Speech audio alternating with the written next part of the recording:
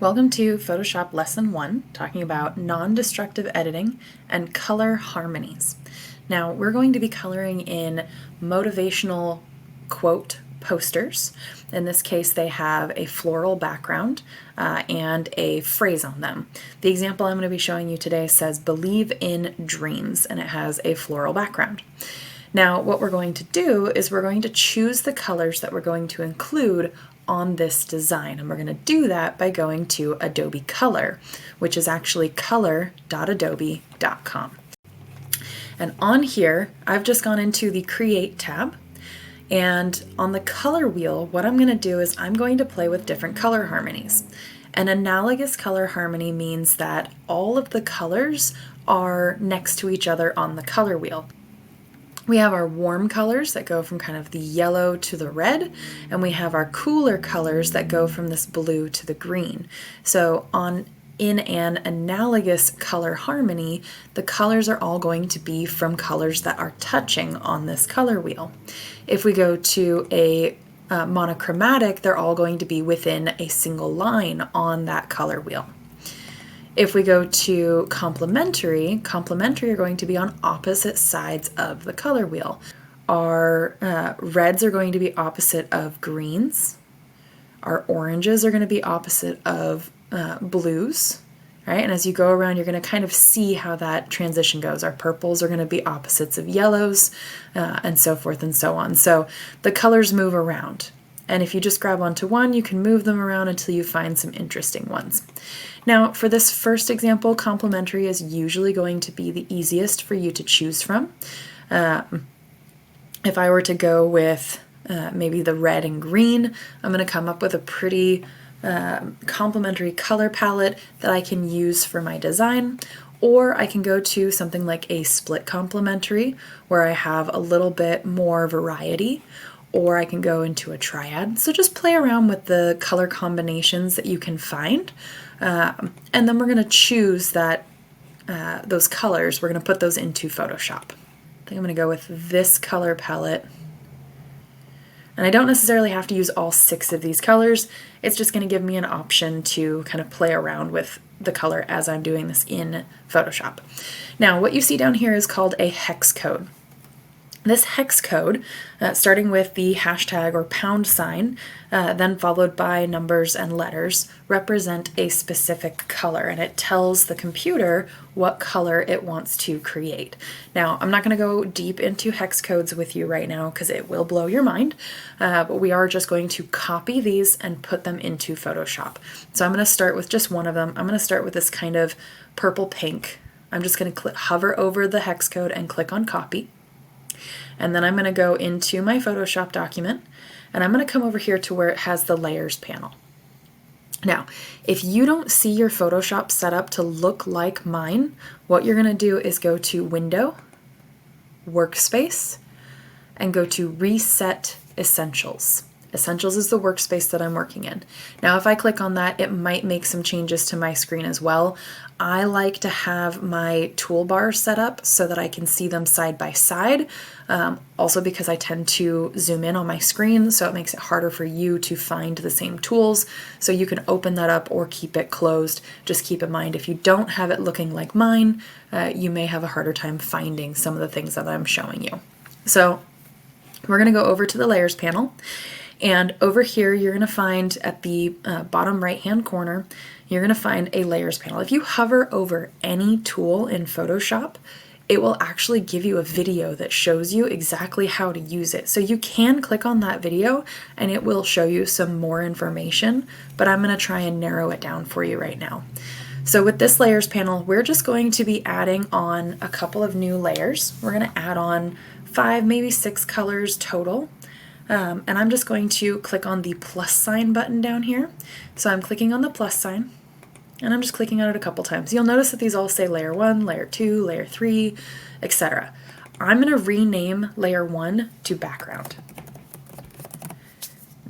And all I did was double click on the word.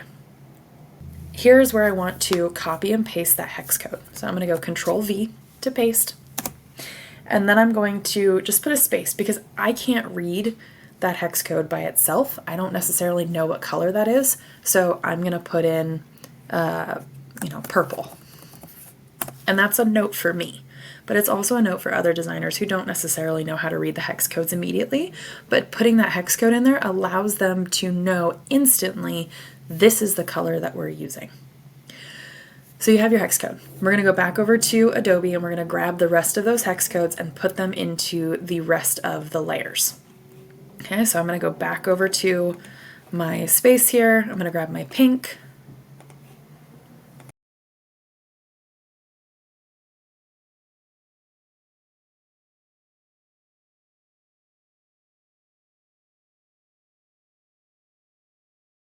So now I have these colors on here, and now I need to actually use those colors. So I'm going to grab the purple color, and I'm just going to double click, and I'm going to copy this hex code again. I don't need to go back over to Adobe Color. I can, but this is easier. I'm going to copy this, and I'm going to go over here. So on the left-hand side of your screen, you have your toolbar. On the toolbar, you have two colors, and you'll notice one is sitting on top of the other. So right now, it's a bright green on top of like a dark red color. The only color that will appear when I go to paint or drop color into my design is going to be the color that's on top. Now, it's useful to be able to have access to a foreground and a background color because we can switch between the two of them. So if you're going back and forth between two colors, sometimes it can be really useful to have white on top, black on bottom, and then you can use a shortcut key or click on this little rotating arrow here and switch back and forth between the two of them, especially later on when we get into some more complicated tools in Photoshop. So right now you're only going to focus on that foreground color, that's the top color. So make sure you double click in the top box only. And then we're going to come over here to where you see that hashtag again, and we're just going to select the text and do Control V.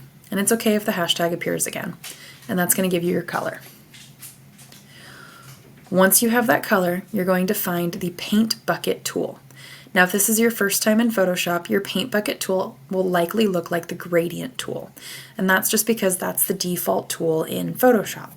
So you're going to click and hold, and you're going to switch over to the Paint Bucket tool. If you notice any of these tools here that have these little arrows in the bottom right-hand corner of them actually have more than one tool associated with them. So that's Photoshop's way of telling you that there are more tools associated with that specific button. So make sure that you are aware of which tool you're using. So again, we're going to the Paint Bucket tool. Now again, if this is your first time using Photoshop, if you come up to the top, you're going to see that it is set to 100% opacity, tolerance is 32, anti-alias is usually turned on, and contiguous and all layers are turned off. For this one, what we want to do is turn on contiguous. And contiguous in this sense means that it's only going to put color in the area that is available to it. So for example, here where there are petals, if I were to drop color in here right now, because I don't have contiguous turned on and I don't have all layers turned on, it's going to fill my entire plane. I don't want to do that. So I'm going to do Control Z to undo, and I'm going to turn on contiguous. Now the problem here is contiguous is turned on, but I don't have all layers turned on yet. So if I click the button again, I once again fill the entire plane. And that's because the layer that I'm currently on is completely empty. It has nothing there. So I need to turn on that all layers so that it knows to read the background layer. So I'm going to turn that on. Now when I click, it's only going to fill in the area that it sees based off of the layer below it. So I'm going to go through and just add my color in here. And I only want to use one color per layer. So I'm going to go through, I don't want to do that. I'm going to go through and just add this color to any space that I want it to appear. And remember that I have lots of different colors to be able to use. Now, you'll notice I accidentally just clicked on a black line, so it just turned everything that was touching that black line, or gray I guess I should say, to one color. I did not want to do that. So again, I'm going to use Control Z for undo. I can also go up to Edit, undo, and it shows you that shortcut right here, Control Z. And I want to zoom in. So I'm going to Control plus, and then I can hold down the space bar and I can drag up. So I'm holding down the space bar, clicking and dragging. You notice that my mouse turns into a hand. I'm going to release that, and then I can continue painting. So I can hold down that space bar and move around however I want to, and I'm just going to go in and fill in the other pieces that I want to also have that same color. All right, Control minus will bring you back out. And then what I'm going to do here is I'm now going to go on to the next color. So I want to switch over to a pink color. I'm going to copy. So I double clicked on the layer. I'm copying the hex code. I'm going to double click into my foreground color. I'm pasting with Control V, and I'm going to hit OK. Now this is a bright pink, so I'm going to go through and I'm going to add bright pink. Notice that I'm only painting on that single layer. Okay. Now, this layer is above the layer below it. So if I decided right now that, you know what, I don't actually want this flower to be this color, I want it to be pink. Well, I can color over it because this layer is on top. And whatever is on top will be the layer that shows. So I can switch this one to that bright pink.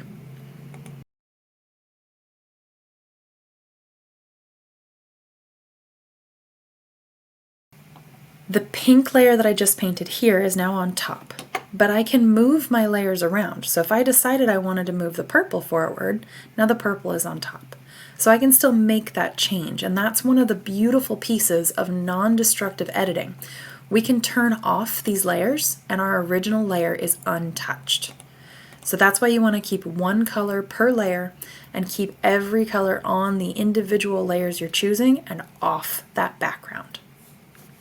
Okay, so now I'm going to go through and just keep filling in, again, switching to different layers every time I have a different color and adding in some extra pieces into here. So I'm going to switch over and just keep going with my flower theme here.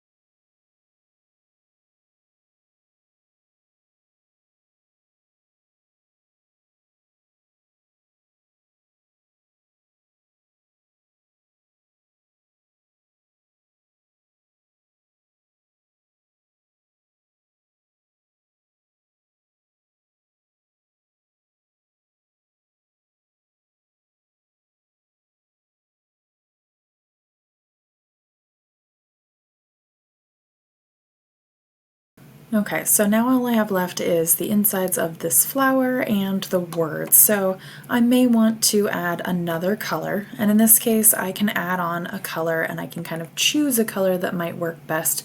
So I'm just going to come in here and drag my mouse around until I find a color that I think will work. I'm just looking for a color to fill in the inside of this flower. It can be a little accent color, but what I want to make sure I do is copy that hex code and place it in here so I have it for the next time, and then I can put in here yellow. And I'm just going to fill in that last little bit just in there so I have a little bit extra. So it pulls away from my color palette just a little bit, but that's okay. I'm going to just leave my white to begin with for the words, but what I am going to do is make the outside black, and I'm also going to make my lines black. So I've colored in the outside. Now the inside just looks really, really dull. So I'm going to come in here and I'm just going to click on the outside line. So I don't necessarily want to do that because my tolerance is too high. So if I take my tolerance down to maybe 5 and try that again, Now it's only going to be changing the outline colors and not the green, because the green was a bit too close for comfort in terms of color to be something a little bit different. So anywhere it wasn't specifically touching, like hiding inside of my letters, I might need to go in and add that color line too. So I'm just coming in. Now the other part I could do is I could turn off Contiguous.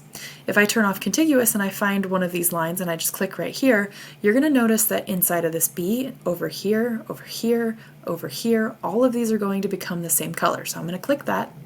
And now all of those have filled out. So what the computer has done is it said, hey, anything that is this exact hex code, within 5 degrees, it's going to turn into that color. So now we have this piece that's all black. Now again, we're doing non-destructive editing, so I can turn that off and I still have that softer color in there. So if I find that this is too much, it's easy for me to change. However, if I were to keep Contiguous turned off, and let's say I wanted to change this to this other red color that I have in here, and I click on that, well, now the outline of the words are also going to be in that mauve red, kind of dark red brown color. So keep that in mind. If you do put everything to black, it's going to create that kind of outline around the words as well, unless you change the color around the words to begin with. Okay, so I'm going to make that hex code 000000, and that's black. Now we have this finished piece and we need to save it.